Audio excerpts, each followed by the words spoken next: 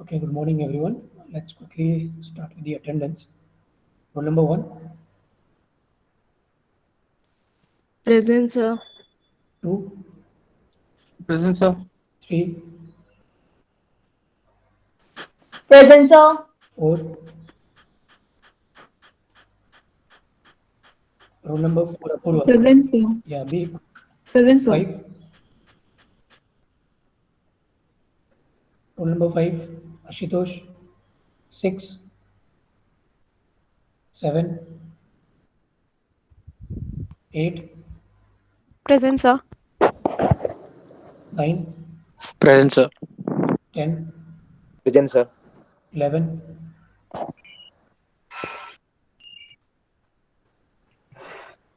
12, Present, sir. 13, Present, sir. 14, Present, sir. 15, 16, 17, Present, sir. 18, Present, sir. 19, Present, sir. 20, Yes, sir. 21, Present, sir. 22, 23, 24, Present, sir. 25, Present, sir. 26, Present, sir. 27, Yes, sir. 28, Present, sir. 29, 30,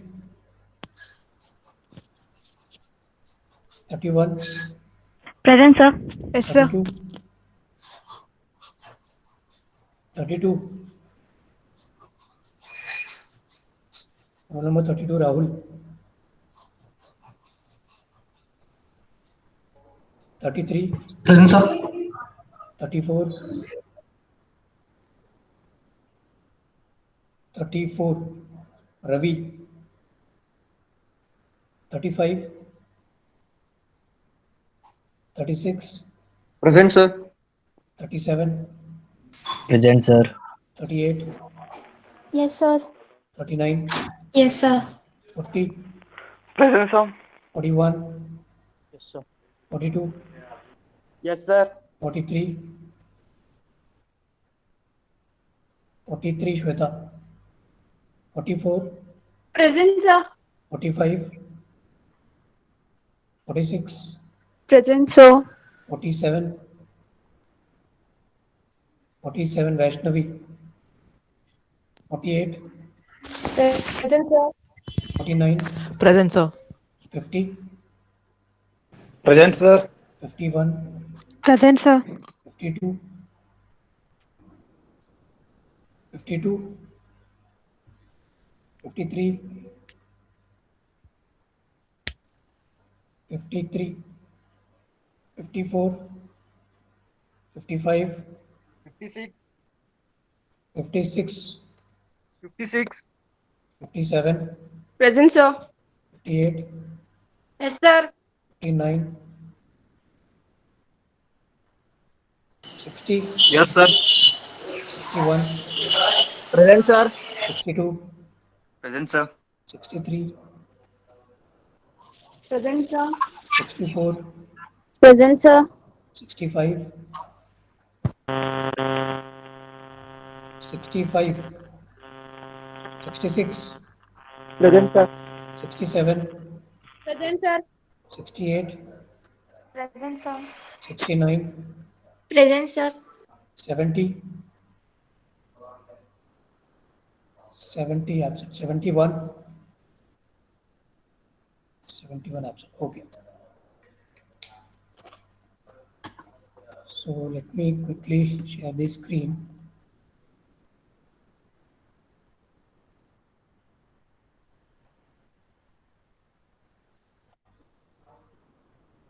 Okay, so is the screen visible? Anyone can acknowledge? Yes, sir. Okay, cool. So I welcome you in today's lecture. Today's will be lecture number 4 on module 1 itself. And before starting off with today's lecture, we'll have a quick glance of what we did in our previous classes. So we'll learn about how a checkers game is played. We'll learn about what are the different tasks, uh, different parameters and attributes in the learning process of the game. Then we learned about few attributes like the factors involved in learning, that is T, which is task, then percentage of the game won in the tournament by the system, then what are the experience and those things. Then we also learned about what is the type of the training experience that we had. What these are the three different attributes we learned. What are the different types to choose, the different types of training examples that we have to choose, right? Then choosing the target function, what can be the target function, what are the possible definition for that target function. We learn about different states of code, when a state can be called as a one, and what are the weightage or the points given, values that we can give, right? So V stands for values for particular state B. B is an arbitrary state, right? Then we learned about how to choose the representation of that particular target function after defining that target function. How to represent it. There can be multiple ways to represent. Then what are the different types or different set of choices that we have to select our representation, depending on various factors like selecting the rules, this collection of different rules, then functions, likewise. Then after representation, the representations of a learned function, how the function is learned, right? We discussed about the polynomial function here. We discussed what is this W naught, W1, and different parameters, different, like for example here, BP is the black piece, right? Then red piece is black king, red king. Then number of red pieces threatened by black, then number of black pieces threatened by red pieces, and so on. So ultimately, we obtained and training examples. How we discussed how to obtain a training example with respect to the same game, that is checkers, right? And ultimately, whatever choices that we make, what are the different types of moves, what are the weightage of those moves, and how to choose weighting, weight tuning rule. What are the different types of rules? So we discussed about least mean square method, least mean square weight update rule, wherein we computed the error and ultimately defining the weightage for that particular move. So let's say Wi was the instance which has a weightage Wi, and how to compute that weightage for that particular move. So having said that, today we'll be summing up again with respect to design what we formed for this designing and learning function for the checkers game, right? So in today's lecture, we'll be discussing this. We'll be discussing about what is the final flow, the complete flow, the final design of the checkers learning program, and how it is, summarized in a nutshell. Right. So when we talk about the final design here, you can see a flow diagram kind of thing here, right? So we have four parameters, or you can say four modules or four programs, which are basically involved overall in a broad perspective when we talk about the final design. Talking about only this particular example, that is checkers learning program, right? So these four modules, what you see here. Just a moment, let me on the laser. Yeah. So these are the four different modules that you see here, right? So we have a performance systems, the critic, the generalizer, and the experiment generator. So these are the four modules we can broadly classify into. And the first module, first module which comes into picture is the performance system. Right now, performance system, what it does, it is the module that must, that is responsible to solve the given performance task. Now, task is to play the game, in our case, checkers game, right? So this module must solve the given performance task in play, in our case, the playing checkers game, by using few of the learned target functions. So we learned about the what are the learned target functions, right? The target function can be anything. The broad perspective target function is to win the game.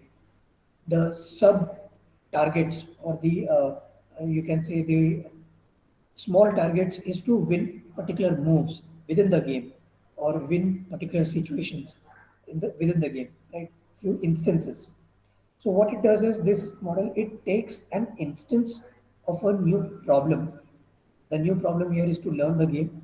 So it takes an instance of the new problem, which is a new game, and it takes that as a new input. This takes new problem as a input, and in return, it produces the, you can see the solution traces, which is nothing but the game history as the output. Now, this output is in fact the uh, input for critic module. The critic module, as the name suggests, the responsibility of the module is it takes as the history, the game history, or the traces of the game, and produces the set of training examples as the output. Now, these training examples, let's say, yeah, these training example, this is one example, this is another example. So likewise, there can be many different training examples. That depends how many number of times we are training the module, right?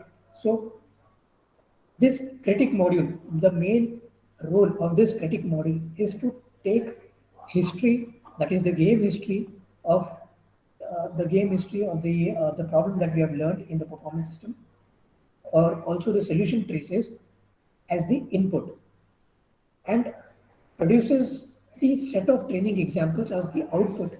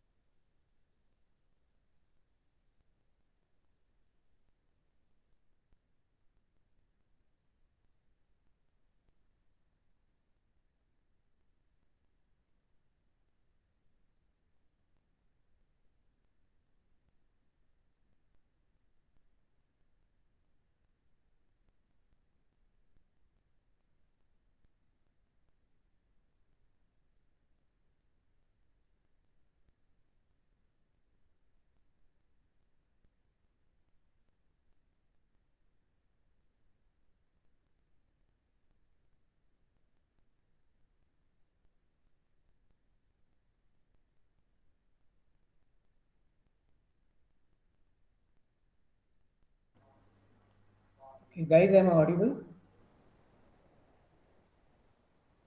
Yes, sir. Okay, fine. So sorry for the interruption. I think some issue with the internet. Not a problem. Okay, I hope. Okay, let me share the screen once again.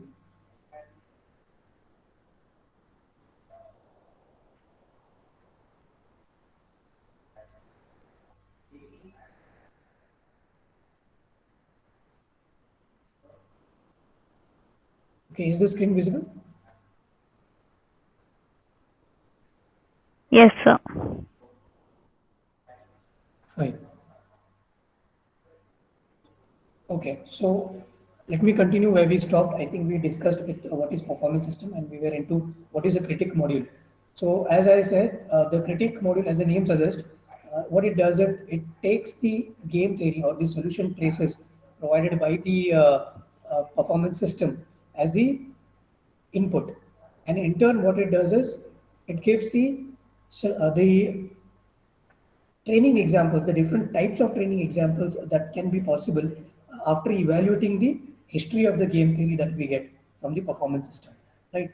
So, in these each training example, which is in this case, in this case, it corresponds to some game state, a particular game state in the trace, right? So, along with it, an estimate of a v value, that is, you can say your v train value. V train value is nothing but the training value of the target function.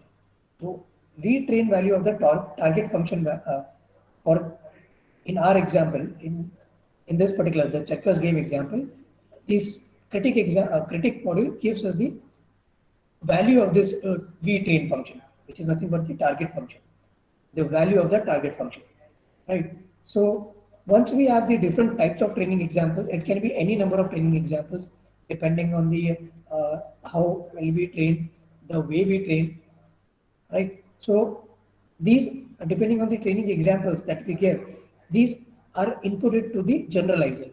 Now again, the name, as the name suggests, generalizer module, what it does it takes this input, of course, the input which is actually the output by the critic module, which are nothing but the different types of training examples, and it outputs the hypothesis. Right? Now, what a hypothesis can anyone can explain, as we have already discussed about what is an hypothesis. Anyone? You can unmute your mic and tell me what is your understanding of so far what we discussed about hypothesis. I think the last 2-3 lectures we have continuously discussed about what is an hypothesis.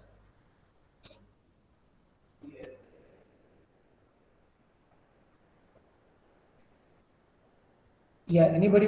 What is an hypothesis?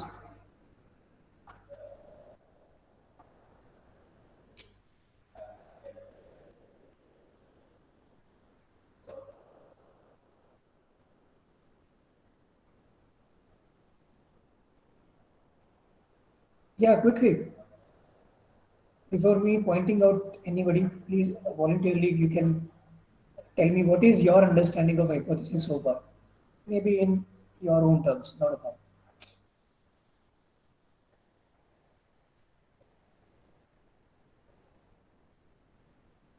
Yeah, Ketan.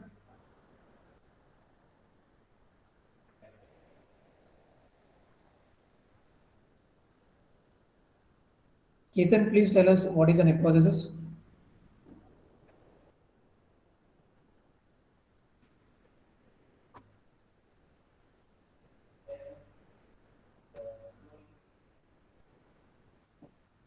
So hypothesis is something which is not proved and there is very less evidence for it and we try proving it. Okay, nearby. Very good. Good attempt. So basically, what we are doing is we are assuming some things which we are not sure of.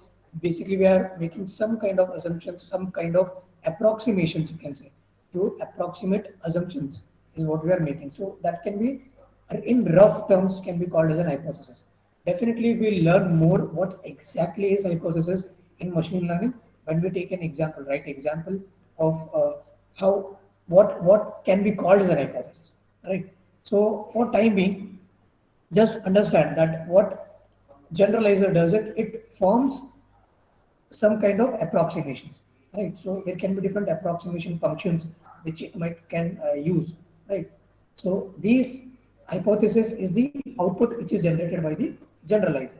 These hypotheses are basically just to give an estimate of what? Estimate of our target function, right? So whatever we are aiming for, whatever we have targeted for, some kind of approximations or estimations or possibilities is what a generalizer generates. These can be called as a hypothesis, right? So in another terms, generalizer from the by making use of these training examples, it hypothesizes a general function, a very general function that covers these whatever training examples that we get, right? So in our example, the generalizer can corresponds to LMS algorithm, that is least mean square algorithm, like we discussed in our previous lectures, right? So LMS algorithm can be, the generalizer can correspond to those LMS algorithm. Fine. So once we have these hypotheses are in turn given this current hypothesis, whatever current hypothesis we have, these are in turn given as input to the experiment generator. Now again, as the name suggests, the experiment generator, what it takes the current hypothesis, which is nothing but our current learned function, and it outputs new problems. By new problems, I mean it can be like initial board state. For example, it can be initial board state. Then, for the initial board state for the performance system. Why we are generating a new problem? Because so far whatever we have learned from these modules or sub modules, can say, the new game is new game is formed so that new instances are created to learn. Now these new instances are given again to the performance system in order to face new situations or new instances, new problems, so that the learning is there is a continuity in the learning, right? So overall, the system gets learned the number of times we get into this cycle or execute this cycle. So which will basically, what it does is it will then the more number of times we execute this, the more number of times the learning will happen, overall learning, and we will maximize the overall learning rate, right? So together these design choices, we made up our complete checkers program. Fine. So there can be many techniques, many machine learning systems, many different algorithms. No, I'm not talking just respect to checkers. It can be any problem, any game, or any task in machine learning. So there can be many machine learning systems which can be, categorized in terms of these four modules, right? These are the four generic modules, you can say. So the sequence of design choices. Now this sequence of these design choices, whatever we made, this diagram gives you the overall summary of the choices that we made, right? So here you can see that this diagram, it's a sequence of a design choices made for a particular game. This is for the, in our case, it is for the checkers program, right? So now you can see from the diagram that there are a few constraints that we are putting. That is, these design choices have constraint, or you can say few restrictions with respect to the type of knowledge that we can acquire, right? The type of knowledge that can be acquired to some extent to a single, linear evaluation function, you can say a linear evaluation function, because you can see as we have many constraints, we have constrained this choices for the evaluation function, which which depends on only the six specific board features. If you can recall our previous lecture, let me quickly show you. Like we discussed about only six Yeah, these are the six specific board features, right? We had these six features like black pieces on the board, red pieces on the board, black kings, red kings, and then red pieces threatened by black, black pieces threatened by red. So we had only six, you can say, basic specific board features which were provided. So there can be many other restrictions. So having said that, so let me quickly show you this, what was the flow that we chose, right? So keeping the other restrictions away. So first we determined the type of training experience. We chose the type of training experience. Then, as you can see, the game experts, we avoided the game experts. We didn't uh, move the flow towards choosing the learning model which actually deals with the game playing against experts. We chose game playing against self, right? Then we determined what is the target function. Then we computed a few values depending on the board situation, and we determined the representation of that particular learn function. And then, keeping few those six features in the mind, we determined the learning algorithm, right? We determined the LMS algorithm, least mean square, and we computed the gradient descent. The With respect to that, we didn't move towards determining the learning problem with respect to neural networks or other polynomial algorithms available, techniques available, right? We focused only on the six features, and then we determined the problem, the learning algorithm, and with with the help of the gradient descent, we were able to somewhat, you can say, complete the design for learning problem for a checkers game, right? So having said that, the big question that arises, that would the program we have, whatever we have designed, be able to learn well enough to beat the human checkers as a world champion? Can anybody answer this? Whatever we have designed so far, we learned about the game. First, initially, we learned about the game. We learned about a system, a machine, how it can be trained to learn checkers game. Then we designed we discussed about the final design of the learning module, the complete learning module, target functions, and the complete design. So, being discussed so far, so the question is, would the program, whatever we have designed so far, will be able, is it enough to beat a human which is a world champion or a world champion in a checkers game? Anybody?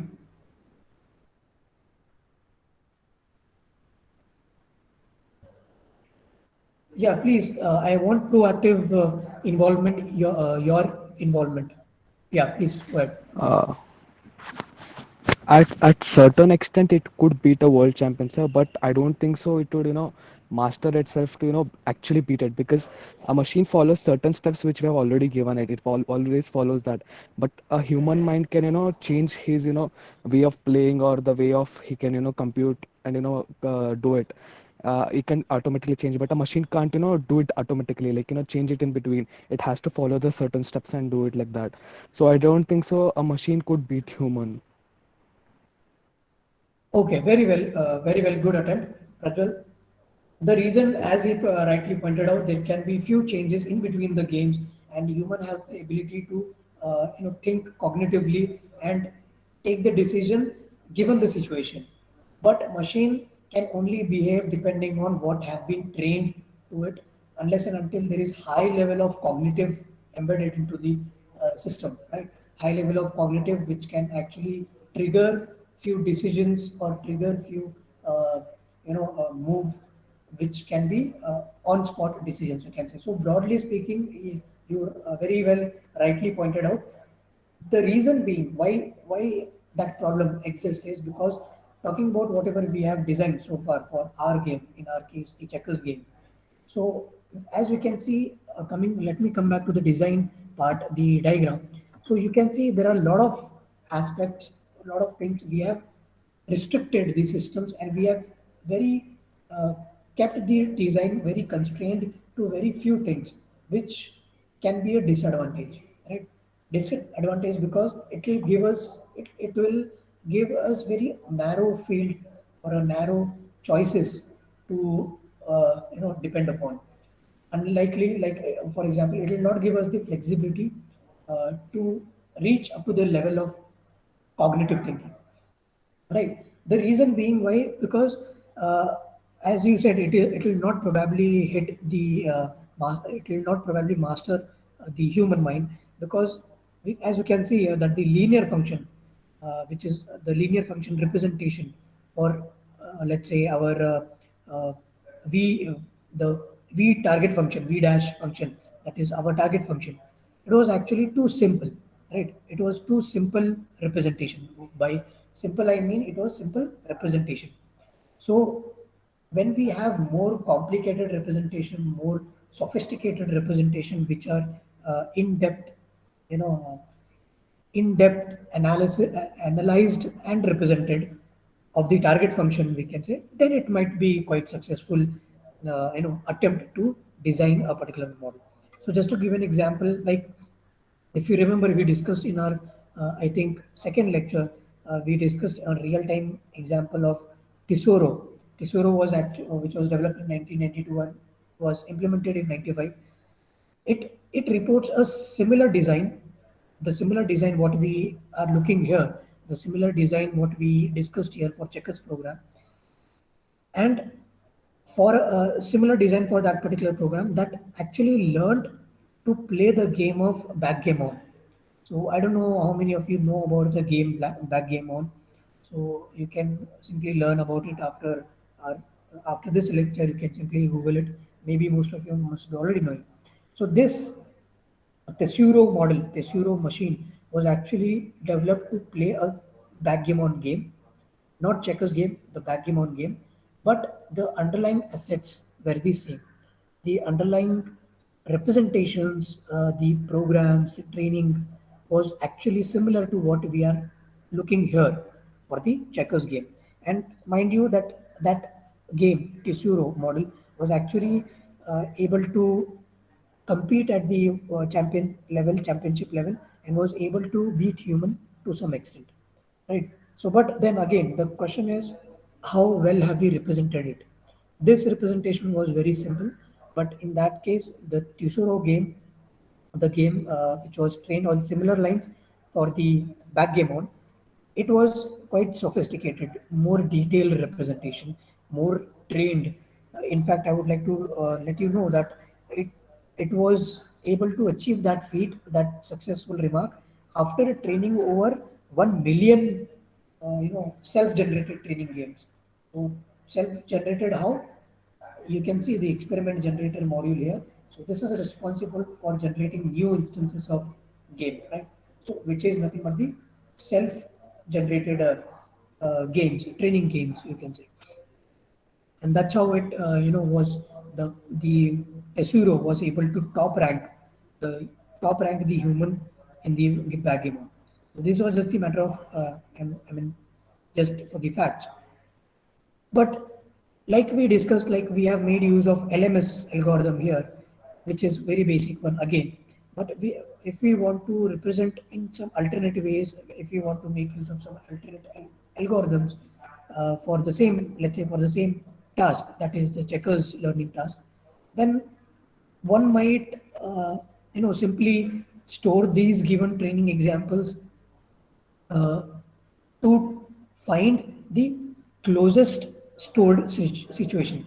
By closest stored situation, that that recalls me of the one more algorithm called nearest neighbor. If you have heard about nearest neighbor algorithm, right? So, but currently it is not part of our first module. So I think we'll be learning about it in later subsequent lectures. So actually, it is uh, in the chapter 8. So nearest neighbor algorithm, we'll be learning about those nearest neighbor algorithm, how those learning algorithms can bring us, to some extent, which can be called as a better version of what we have learned here using LMS algorithm. Then again, there are factors involved wherein genetic algorithm can be implemented I'm talking about with respect to same checkers algorithm, checkers problem, genetic algorithm can be implemented. Then this explanation-based learning, which is actually part of chapter 11, which will be which can again bring us more sophisticated representation of this same program, which can be a better version of what we are looking here as the completed final design, right? So having said that, there are a few issues also with machine learning. The perception, a few perspectives and few issues in machine learning, like we can, like we are I have listed out here, that what algorithms can approximate the function well, right? We can take few algorithms, we can approximate the target function, but the question is how well that particular algorithm is approximating our target function, and are there any other algorithms which can do this task pretty well, right? So what algorithm exists for learning those general target function, which algorithm can perform best for given the which type of problems and the representations. Right? So those can be issues. Another issue can be how does number of training example influence accuracy. So mostly you can say that uh, that the more number of times the machine is trained, we have better training examples, then we have better accuracy, right? So, but how does this number of training examples can influence the accuracy? How much training data is sufficient, in other words, right? Then how, you know, when and how can prior knowledge, whatever we have learned, the prior, how that prior knowledge can be held by the learner, right? What is the complexity of that particular hypothesis representation? And how does a noisy data influence accuracy, right? Noisy data can definitely deteriorate our accuracy, but sometimes noisy data can be useful to find the approximations or find the to come up to a hypothesis, to generalize an hypothesis, right? So it depends again situation to situation how noisy data can be treated. Now then, what can be the best strategy for choosing a useful, training example, next training example? Then what are the theoretical limits of learnability? Are there any limits to learnability, theoretically, practically, right? And what can be the best way to reduce? What can be the best way to reduce the learning tasks? Reduce the learning task to, let's say, one or more than one function, one or more functions, one or more function approximation problems, right? So can this process itself be automated, like learning an approximation or defining the hypothesis? Can this process itself, can this also be automated? So this is also an issue. Then how can a learning model can automatically alter its representation? Can How can a system alter their own representation? Right? Whatever the representation they have formed, how can it be altered to a new representation or a better version of itself?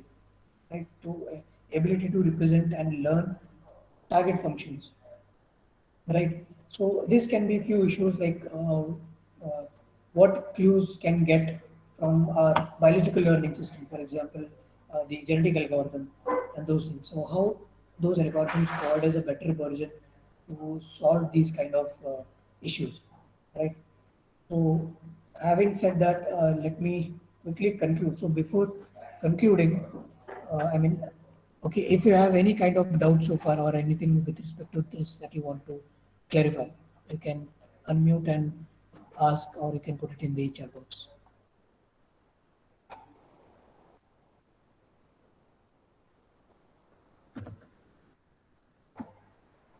Yeah, anything that you want to ask?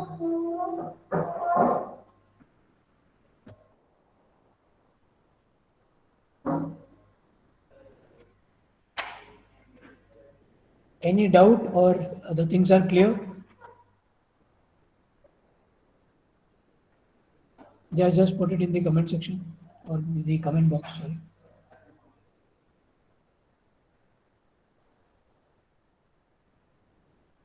Meanwhile, let me show you the Google Classroom. So those who have not yet joined the Google Classroom, I would request them to join. Let me share the link again.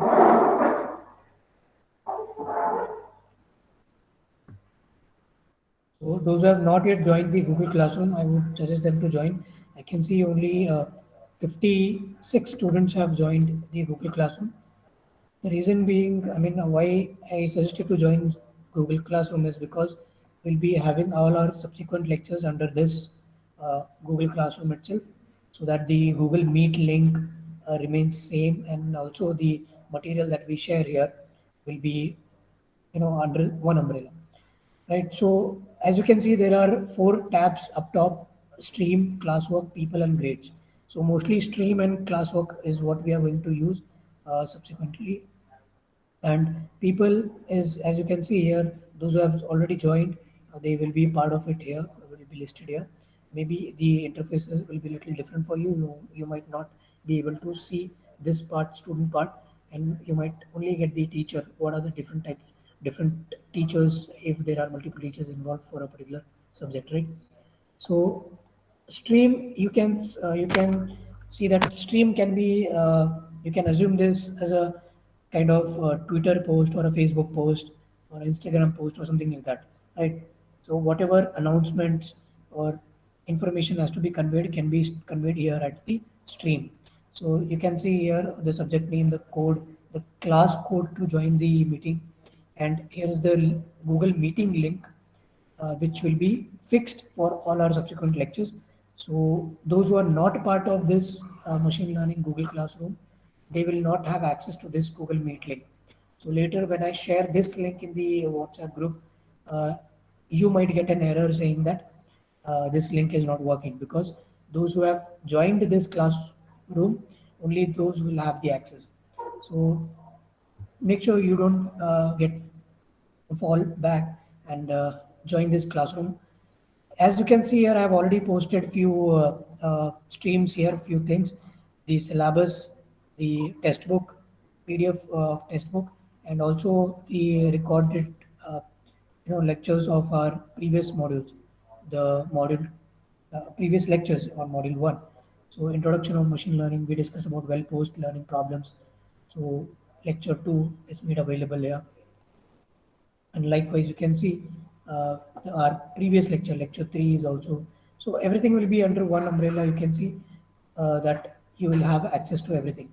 Now talking about classes, you can see since there is only one mod, we are still into module 1, so we have only topic, that is module 1 topic. As and when we proceed, we'll have different topics, that is module 2 and module 3 and so on, and you'll be able to see under whatever task or the classwork that we have done here under that particular topic, right? So same thing, you can see here that the overview of the syllabus, the introduction session on machine learning we discussed, and the lecture link, you will also find the YouTube link here itself, right? So this is the Google Class Drive folder, which whatever, I mean, material has to be put up, will be put up here, and you can have direct access to our Google Drive link for machine learning folder. So you can see already I have uploaded syllabus and machine learning textbook, Tom Mission, PDF, right? So anything scheduled will be shown up here in the calendar, Google Calendar, and you can have direct access to meeting here itself, right? So I would suggest those who have not yet joined. I can see only 59 students, though the strength is 71. I would request another 10, 11, 12 people to join us up. So those who have not joined, I mean, you can those who have joined, you can convey to your friends to join as soon as possible. Yeah. So any doubt so far? I've made the link available in the chat section. Those who have not joined the Google Classroom, they can join. So before me concluding, any doubt?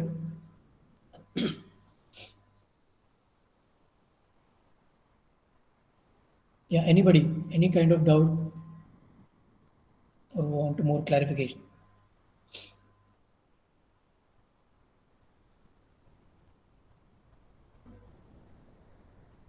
Yeah, tell me.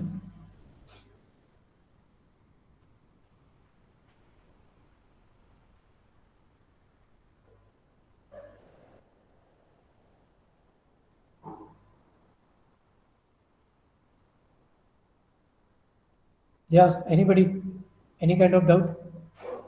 Pooja, Krutulin, Steffi, Shreyas, Sonali, Shubham, Amruta, Prajwal, Ketan.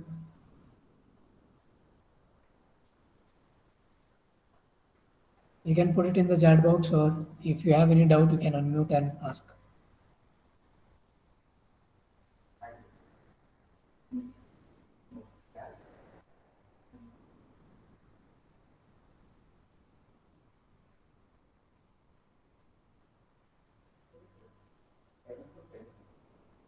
Yeah, I'm waiting. Anybody, please let me know whether the whatever we have discussed today is clear or any doubt.